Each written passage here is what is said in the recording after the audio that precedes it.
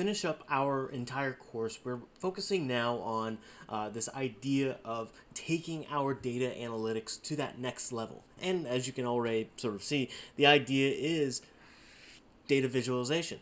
And the entire reason why is because if we think about it just for half a second, when we're dealing with something like a CSV file, it is tons of numbers, and they're just numbers upon numbers upon numbers upon. We get lost in what I like to call the sea of data.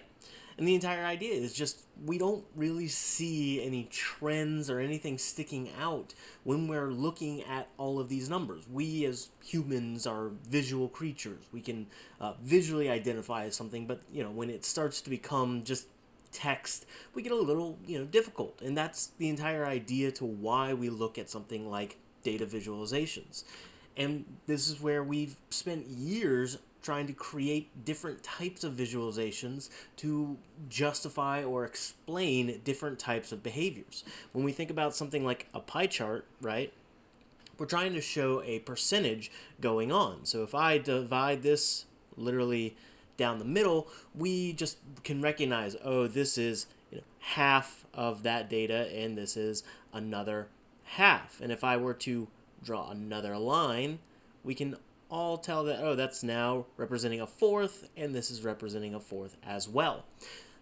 Maybe that's not what we're looking for. Sometimes we are looking for percentages, sometimes we're not. And that's where things like, say, for example, bar charts, line charts, scatter plot diagrams, all of these can sort of show us sort of an XY plane where there may be some form of a trend going on. And so to at least start our discussion, that's where I want to look at first the ideas behind sort of that two-dimensional plane. And there is some terminology that comes with it. Most of this, depending on your, sophistication with charts, you know this, but just in case. When we start to think about sort of that XY plane, the Cartesian plane or, geometry just kind of called it, XY plane, something like that. The entire idea is that we're working off of something known as an axis. This is just to represent sort of the direction of data. And so if we're going up, we instinctively sort of represent that as numbers going up. So maybe this is a 0 and this is, say, 100. And so then we can kind of work from there. Same kind of concept. If we were to expand this into a three-dimensional plane, there would be something called a z-axis, and we'd be using that one to represent depth. Now, once again, if we look at sort of that 0 to 100, this is where we begin to introduce another term, tick marks. And the entire idea to a tick mark is just to help point out a particular location and what it represents. So once again, if we're thinking about that y-axis as starting at a 0 and then going to 100, well, this is where, our brains can kind of infer what each one of those tick marks are meant to represent. If that's 0, well, let me actually, just to sort of mirror this, let's say 0 is down here at the very end. We start at 5. Oh, let's see, that's 1, 2, 3, 4, 5, 6, 7, 8, 9. Not the best. Let me just, now that I'm thinking about it, let me start with 10.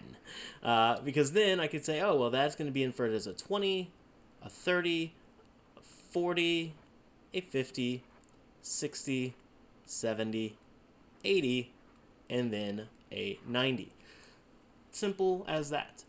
Then what we can do is if I just draw arbitrarily, say right here, oh, well, now we can utilize those tick marks to get a rough estimation without knowing the exact number. So this is sort of right a little above the 90, and I'm not going to draw a perfect line there, but same kind of thing. I drop that down, and we can make a rough estimate that the XY plane for this is something like, 27 at 91.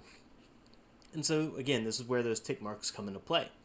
The next aspect is something known as our labels. The entire idea is, again, if I just had numerical values up here, we don't know what these values are representing. And so when we're starting to look at charts, again, if we're thinking about this from, we're trying to represent data in some way, if I just show you numbers, you have no idea what that is sort of inclining.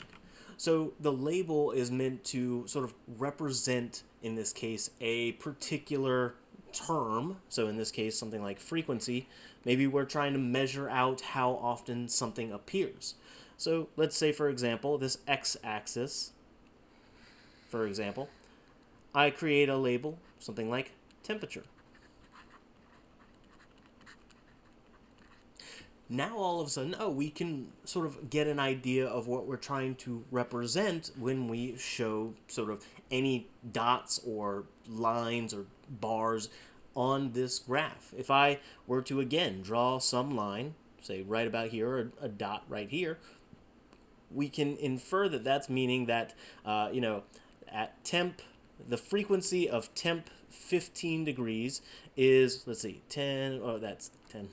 10, 20, 30, 40, 50, 60, 70, roughly it appears 70 times or 70%. Again, that's where it depends on what we are talking about when we think about frequency.